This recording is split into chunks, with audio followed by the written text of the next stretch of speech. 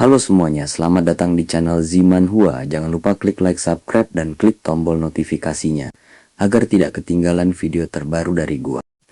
Kali ini kita akan bercerita tentang Manhua The Villain Wars to Live One More Day, di mana Ling Hu Qiang tiba-tiba memiliki sistem serangan balik penjahat dan memulai perjalanannya melintasi berbagai novel. Misinya adalah bertahan hidup, mendapatkan hadiah, dan kembali ke dunia asalnya. Menjadi penjahat itu sulit. Beberapa kali dia langsung bertemu dengan protagonis yang memulai pertarungan dengan meluncurkan rudal buatan tangan dan langsung menghabisi nyawa orang-orangnya. Ada juga pedang suci yang tidak mau banyak bicara dan langsung menusuk jantungnya dengan pedang sebelum dia sempat berbuat jahat. Singkatnya, tingkat keberhasilannya tergantung pada jenis penjahat seperti apa yang dia perankan. Baiklah, tanpa berlama-lama lagi, langsung saja kita ke ceritanya.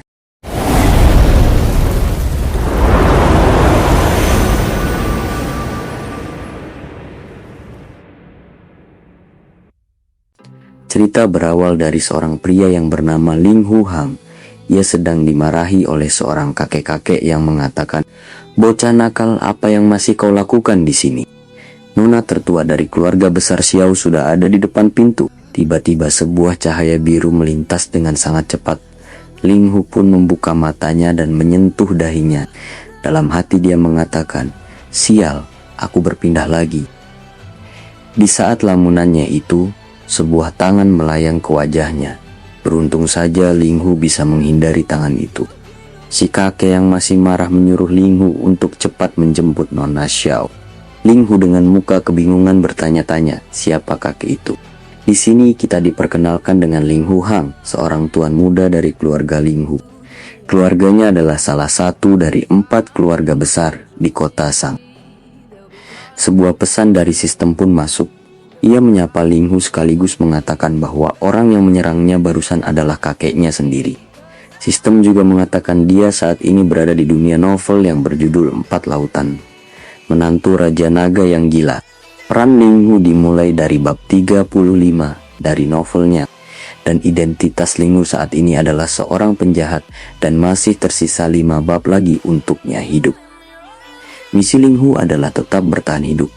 Mendengar itu dari sistem, Ling Hu merasa ragu dan mengatakan, 5 bab, aku tidak tahu apakah itu sebuah belas kasihan atau kekejaman.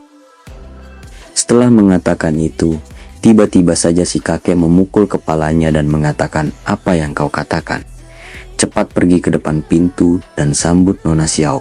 Jika kau masih terus mengoceh, akan aku tunjukkan apakah aku ini baik hati atau kejam. Setelah mendengar kakeknya, Ling Hu langsung berdiri dan menjawab kakeknya.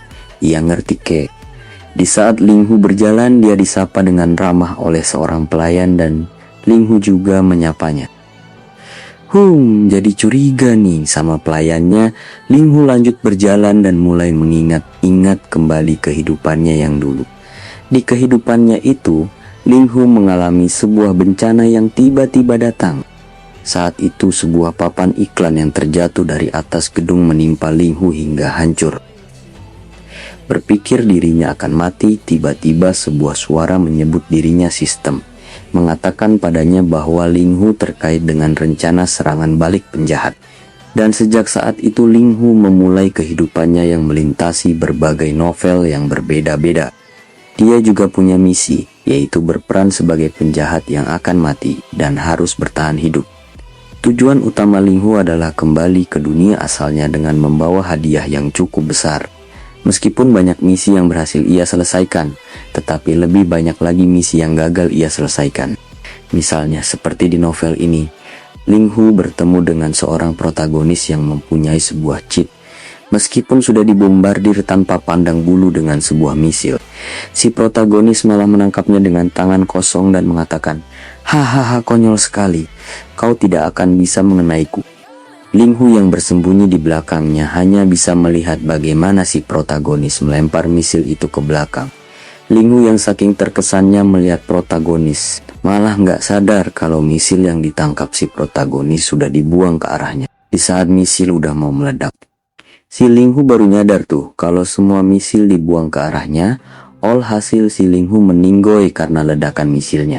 Setelah berpindah ke novel lain, Ling Hu juga masih bertemu dengan protagonis yang punya kekuatan ngechat. Nah, karena si protagonis ini juga punya kekuatan ngechat, pada akhirnya protagonis nusuk jantung Ling Hu pakai pedang. Dan pada novel kali ini Ling Hu udah sepenuhnya masuk ke dalam alur cerita novelnya, diiringi dengan pesan sistem yang mengatakan seluruh novel sudah berhasil disinkronkan. Ling Hu yang sudah berada di depan pintu melihat sebuah mobil berwarna hitam membuat dia sadar kalau novelnya udah sampai pada bab di mana si protagonis ngambil hati heroinnya. Seorang wanita pun turun dari mobil hitam itu dengan kaki panjang dilapisi stocking. Dan dengan dibantu turun oleh seorang bodyguard, wanita ini berjalan menuju ke pintu masuk. Wanita ini bernama Xiao Churan. Dia adalah putri tertua dari keluarga Xiao, salah satu dari 4 keluarga besar. Selain itu, bodyguard yang bersamanya adalah protagonis dari novel ini. Dia bernama Zhang Beixuan dengan aura protagonis yang dikeluarkannya, membuat Ling Hu yang melihatnya pun terkejut dan hanya bisa tersenyum tipis. Ling Hu pun menawarkan dirinya pada Nona Xiao untuk membantu membawakan tasnya. Tapi Nona Xiao malah menjawab dengan dingin dan mengatakan, "Jangan sentuh aku."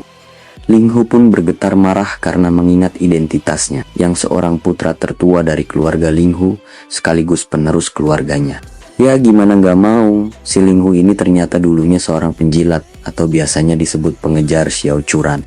Bahkan setelah mengejarnya selama 1 tahun, dia pun tetap gagal mendapatkan Xiao Churan.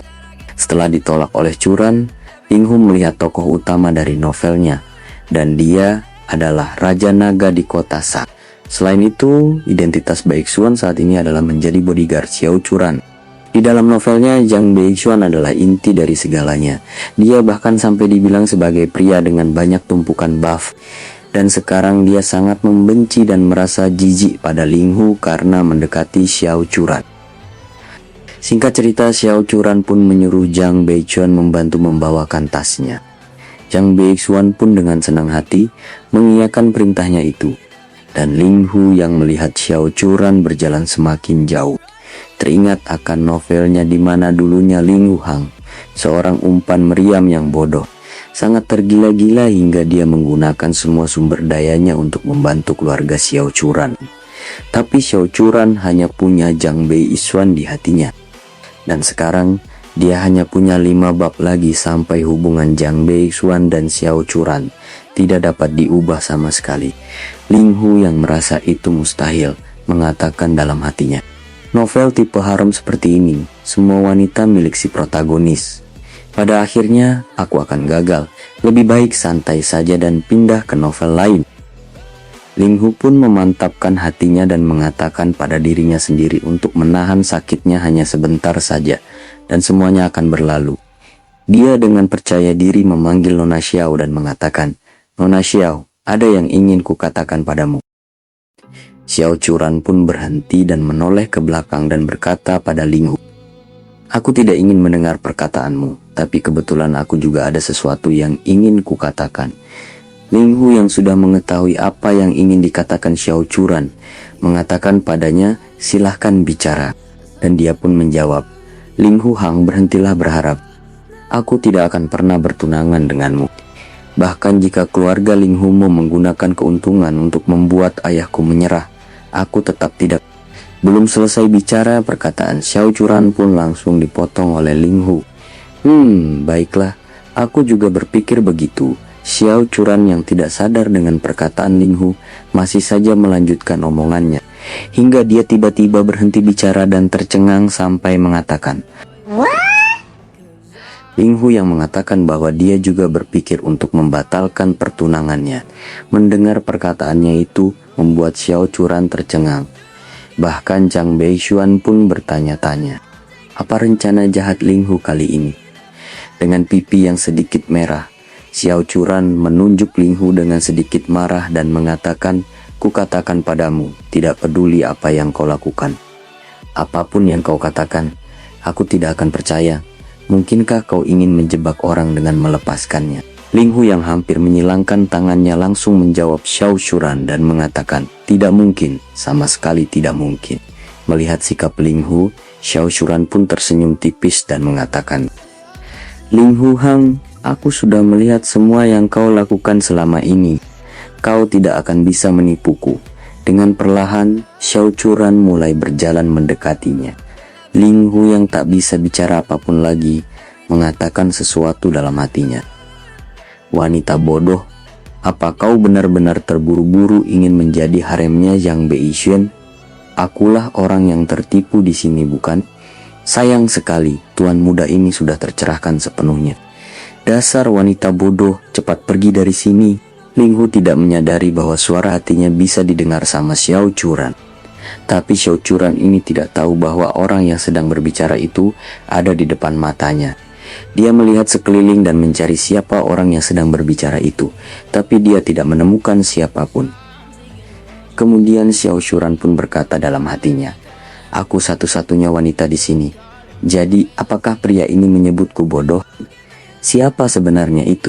Singkat cerita, Ling Hu pun mengatakan padanya kalau dia tidak usah khawatir. Setelah mereka menjelaskannya di depan orang tua mereka, maka Xiao Churan tidak akan perlu lagi bertunangan dengan Ling Hu. Dia heran ada apa sebenarnya dengan Ling Hu. Zhang Beixuan pun semakin kesal dan marah padanya. Singkat cerita, Ling Hu pun berjalan masuk untuk menemui orang tua mereka. Sistem muncul dengan panik karena suara hati Ling Hu bisa didengar oleh penduduk novelnya. Karena kesalahan pada antarmuka data, beberapa suara hati akan bisa didengar oleh mereka. Sistem tidak berani mengungkapkan pada Ling Hu kalau ada kesalahan pada datanya. Karena takut diformat, si sistem malah memperbaiki suaranya tapi cuma dikit aja. Suara hati saat Ling Hu marah atau ngeluh masih bisa didengar. Karena kesalahan data itu, sistem malah nyerahin sisanya sama Ling Hu. Di tengah-tengah itu, Ling Hu yang berpikir keras bagaimana cara agar selamat dari Beixuan mendapatkan sebuah jawaban dari alur cerita novel ini, yaitu kalau dia mencuri heroin novelnya, berarti dia menyinggung Beixuan. Dan sekarang selama dia tidak bertunangan dengan Churan, maka Beixuan tidak akan punya alasan untuk mengincar Ling Hu lagi. Setelah memikirkan itu, dia langsung tertawa bahagia, bahkan sampai mengatakan bertahan dalam 5 bab. Itu sangatlah mudah. Singkat cerita, mereka pun sampai di depan pintu tamu. Churan menyuruh Beixuan untuk menunggunya di luar. Beixuan hanya bisa menuruti perkataannya dan menunggu di luar. Xiao Churan yang tidak tahu apa yang harus dilakukan sekarang, masih bingung dan terganggu dengan suara yang barusan dia dengar. Dia bahkan masih bertanya siapa yang bicara tadi itu. Ling Hu tidak tahu ada apa dengan Churan. Kenapa dia yang selama ini tidak terpisahkan dengan Beixuan malah menyuruhnya menunggu di luar. Tapi dia juga bersyukur karena Zhang Beixuan sepertinya tidak marah dengannya. Mereka pun masuk ke dalam dan langsung menyapa kakeknya dan mengatakan kalau dia sudah menjemput Nona Xiao. Mereka pun disambut dan dipersilahkan duduk oleh orang tua dari Churan. Dia berkata pada Ling Hu, dia tidak perlu memanggilnya Nona Xiao lagi. Mulai sekarang dia hanya perlu memanggilnya Churan. Sang kakek langsung menyuruh Ling Hu untuk cepat menuangkan teh untuk Churan. Sontak Ling Hu kaget dan menjawab dengan singkat, "Baiklah, kek." Tapi dalam hatinya, Ling Hu mengatakan kalau dirinya tidak mampu untuk memiliki wanita tercantik di kota Sang.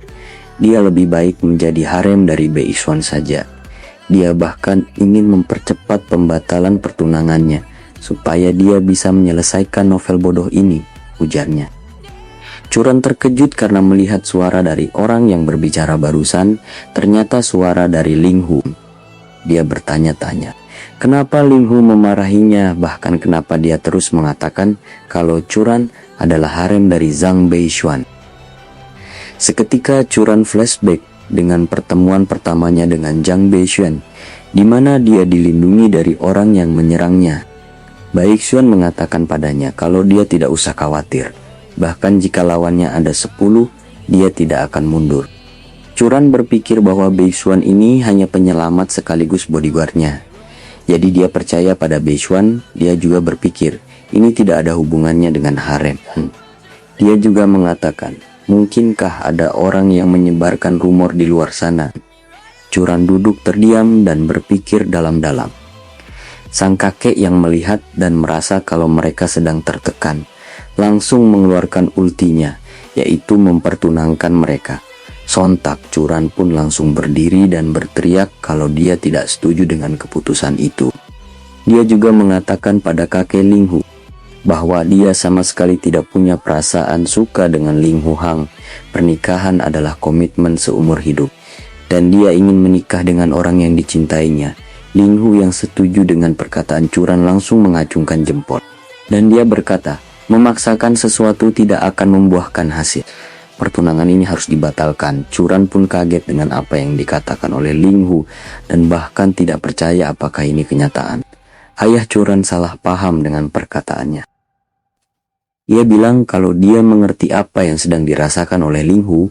Dia berpikir kalau Linghu sangat ingin bertunangan dengan Curan. Ia bahkan sampai berkata Curan masih belum dewasa dan akan menjamin Linghu bertunangan dengan Curan. Tetapi Linghu tidak ingin memaksa Curan. Dia beralasan dengan mengatakan kalau dia mengagumi sifat dewasa yang dimiliki Curan sejak masih kecil. Dia juga menyatakan kalau Curan tidak ingin bertunangan, maka mereka tidak perlu bertunangan. Curan kesal dengan apa yang dikatakan oleh Linghu. Padahal kemarin saja dia bahkan mengirimi Curan sebuah puisi sepanjang 5.000 kata. Tapi si ayah Curan malah tambah salah paham. Dia bahkan sampai menangis dan berkata kalau Linghu sudah mengalami banyak kesulitan. Dia berkata, apakah Linghu ingin tetap bersama Curan meskipun mereka nggak punya status apapun? Bahkan jika Linghu menyukai Curan, itu pasti ada batasannya. Linghu terkejut dengan pengetahuan yang dimiliki oleh paman Xiao-nya. Paman Xiao kemudian membentak Curan. Menurutnya Curan sudah bertindak berlebihan. Lalu paman Xiao pun memaksanya untuk bertunangan dengan Linghu. Tapi Linghu malah berlutut dan gak mau bertunangan karena takut nyawanya dalam bahaya. Melihat Curan yang tidak membantunya membatalkan pertunangannya, dalam hatinya dia mengatai Curan dengan berkata, wanita bodoh, tadi kau sangat berisik di luar, tapi sekarang setelah kau berada di dalam, kenapa kau malah tidak mengatakan apapun? Cepat mengamuk dan katakan pada ayahmu bahwa kau tidak ingin bertunangan. Apakah kau bodoh?